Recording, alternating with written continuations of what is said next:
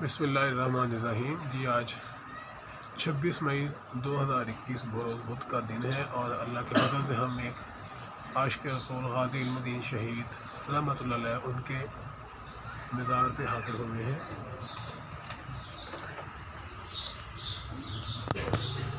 جی یہ کرونا کی وجہ سے لاک ڈاؤن ہے تو مندر تو نہیں جا سکتے۔ ان کے بارے میں یہ ہے جی کہ غازی علم الدین شہید 4 دسمبر 1908 کو پیدا ہوئے لاہور میں،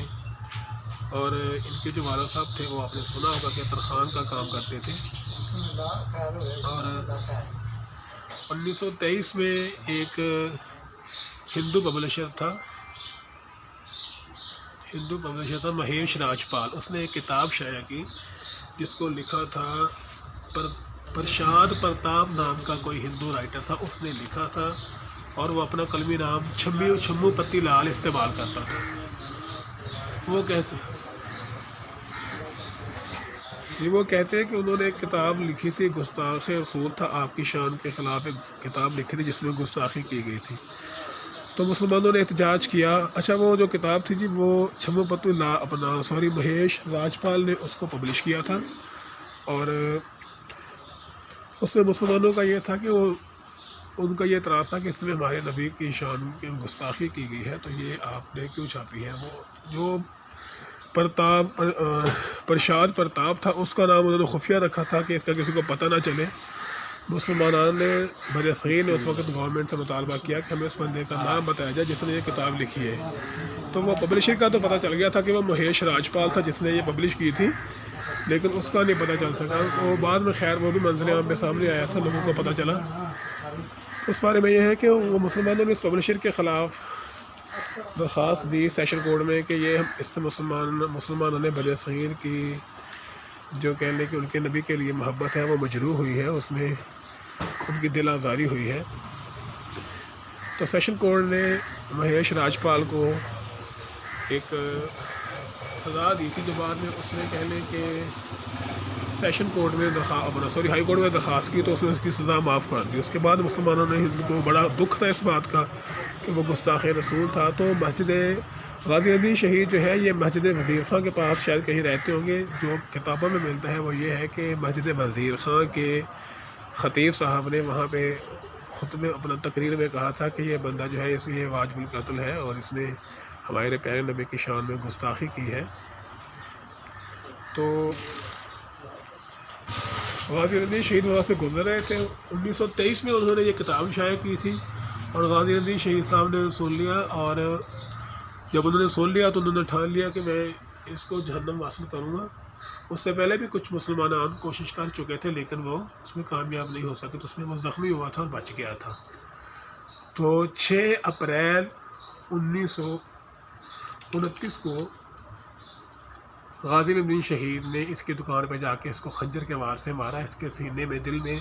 خنجر سے وار کیا، جو اور تسلی کا لی وہاں تب تک ہلے نہیں جب تک وہ وہاں سے مر نہیں گیا، اور جب وہ مر گیا تو پھر انہوں نے کوئی بھاگنے کی کوشش نہیں کی۔ تھانہ بدامنی باغ والوں نے وہ ایریا جو بنتا تھا انہوں نے ان کو اریسٹ کیا، اور ان کا مقدمہ چلا۔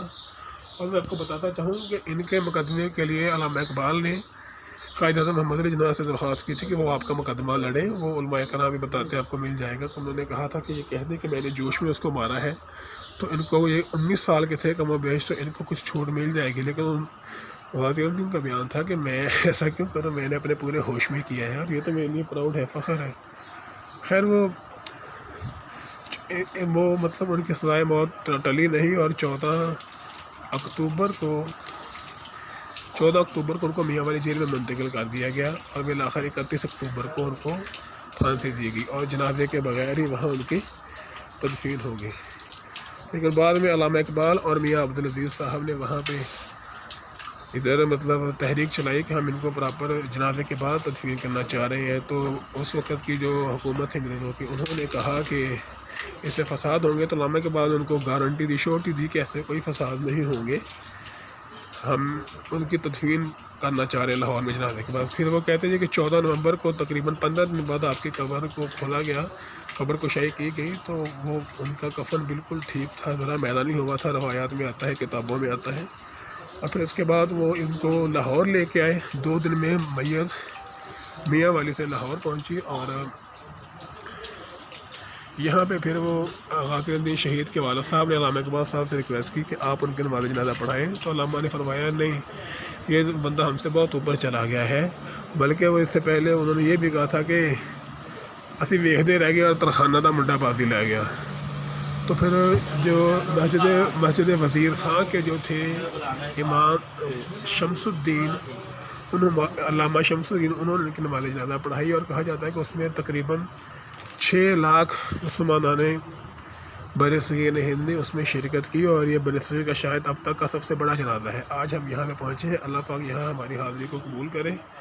اور ہمارا یہاں پر ہمیں بھی علم شہید جیسا عشق عطا فرمائے، آمین۔